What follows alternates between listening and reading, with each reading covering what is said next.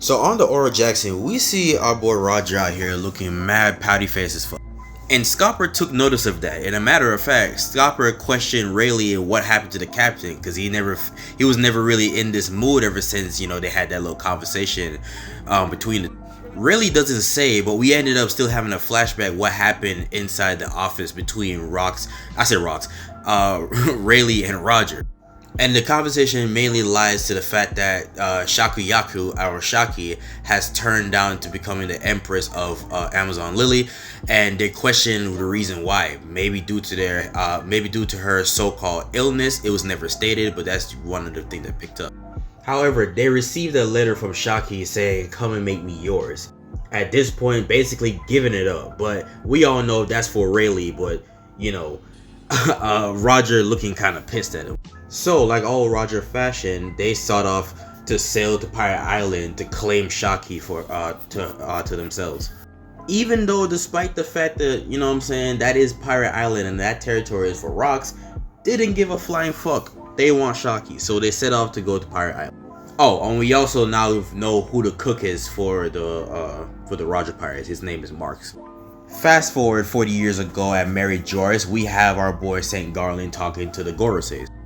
And he requested that within the next 2 years, you should host the next hunting at God Valley, due to the fact that he made a very outrageous discovery. He didn't say in this chapter what he discovered, but more than likely are the two devil fruits, the dragon devil fruit and the pawpaw fruit that we saw in the Kuma flashback, more likely. We move on to the Shaki's ripoff bar on Pirate Island, where we see Shaki serving the pirates their whiskey, whatever they need of service.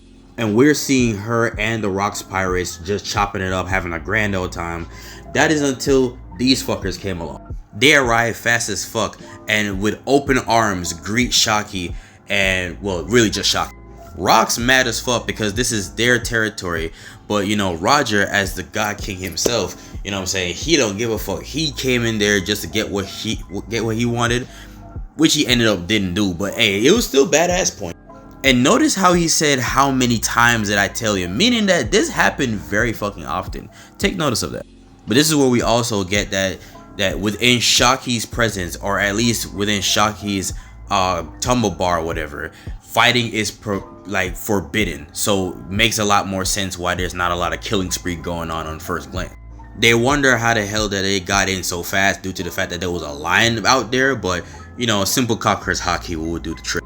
Shaki asked Roger where his Rayleigh at, and as to his response, that he told him to get out, but he's not feeling too well, so he's just not gonna make it out here, which leaves her very disappointed. But on the other hand, we have Glorioso, who's trying to be this pick-me girl, and we come to find out that Roger is not a fan of pick-me's. You know what I'm saying? Like he likes the hard to get women, if you know what I'm saying.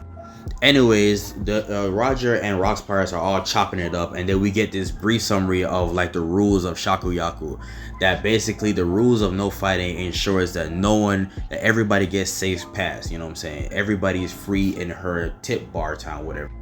But when it comes to outside of Pirate Island, on the seas, it's all bets are off. Everything is off limit. Everything is on limits.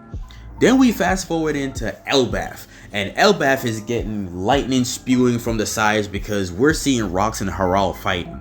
Loki and Hydruden are holding on to dear life as the clashes are severe. And Rocks is pissed off because Harald doesn't understand that the government doesn't really care about the country. They're all puppets to them. But in the midst of explaining that, Harald is trying to tell him that at the end of the day, he's a king and he doesn't want to see his people go through any type of struggle or prejudice, due to the fact that despite the fact that they're trying to change and do stuff for the better, even though that there are some humans that can see that, they still have a long scarring history of being tyrants to the humans, so they still feel afraid. This infuriates Rocks, and in doing so tells him that our bets are all over. Whatever you have going on for yourself, I no longer want you on my crew. Go ahead, go mingle with them government dogs. Fuck it. And in response to retaliation, Harald said at the end of the day, I am still a king and I don't want no bad stains or ties with criminals like you. And they just continue to get to fucking fighting. But eventually, every now and then, they still get to see each other somewhat. We see Loki on the sidelines trying to reading the newspaper, trying to see that if there's any news about rocks or anything like that. And Ida is just still trying to comfort Loki, but Loki is still trying to decline the bitch. Meanwhile, 39 years ago, West Blue on God Valley, it has been known that there are two twin boys that has been born by somebody that has said that have the same red hair, and that is to be known as Shanks and Shamrock. They were both born on God Valley during that, 1 year before the God Valley incident. As we also see the mother, but we don't see her face, but we know that just out of what the civilians depicted, she also has red hair as well. As for this chapter, I really do like this chapter. I feel like it's at least a 9.8, at least damn near a 10 out of 10.